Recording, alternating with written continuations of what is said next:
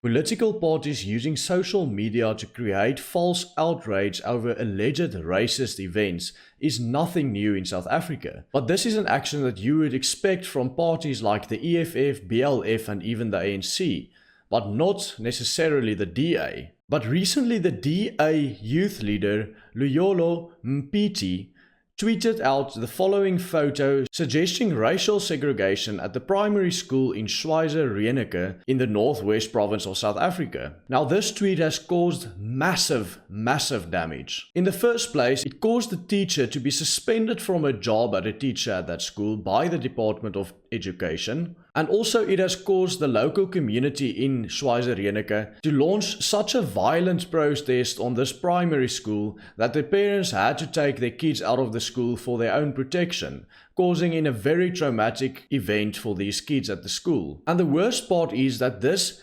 outrage caused by the Democratic Alliance youth leader was based on completely fake news. The individual responsible for causing this violent outrage, Luyolo Mpiti, says in his Twitter bio that he is the DA's federal youth leader. Now let's look into what really happened at that school. The teacher has set up a WhatsApp group for the parents of the little grade R kids to show the parents what they were up to and what they were doing in class. A fun idea, she thought. Then she released 3 photos on that WhatsApp group. One of them is the photo of the 4 black kids sitting separately from the rest of the white class, which we can see in the picture that caused the outrage on Twitter and social media. The second 2 are also pictures of the kids in class where you can see that the black kids and the white kids are sitting and working and playing together.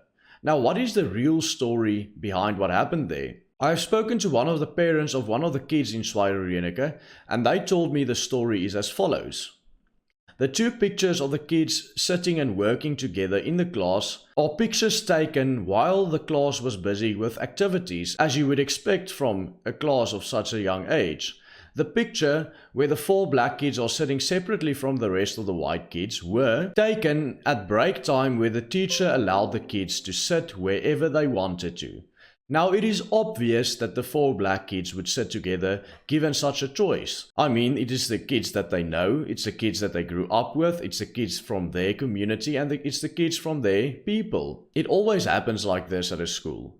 By choice, the kids sit from other kids with similar backgrounds. I went to a school that was very homogeneous. We only had 2 black kids in my primary school in my grade, and we only had about 5 black kids in my high school in my grade. One thing that I can remember from my own school years were that these black kids always formed their own friends group, and they always by choice kept to their own.